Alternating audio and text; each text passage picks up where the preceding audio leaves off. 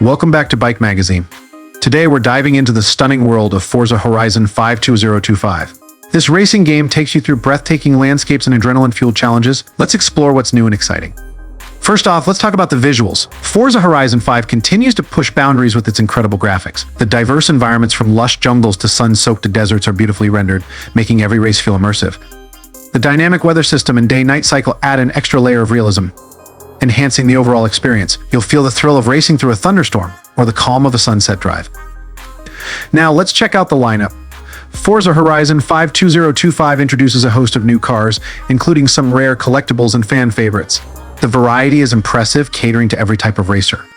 Customization remains a highlight, allowing players to tweak everything from performance upgrades to visual aesthetics. Whether you want to build a track beast or a street racer, the options are endless.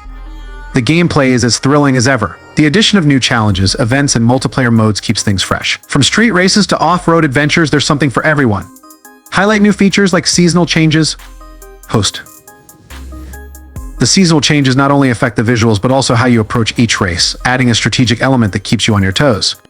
The Forza community is stronger than ever. The game hosts regular events and challenges, allowing players to compete globally. Plus, the Creative Hub lets you design your own races and share them with friends. So, what's the verdict on Forza Horizon 52025?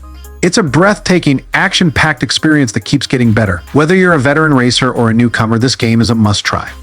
If you enjoyed this review, make sure to like, subscribe, and hit that notification bell for more updates from Bike Magazine. What's your favorite feature in Forza Horizon 5? Let us know in the comments. Until next time, keep the rubber on the road.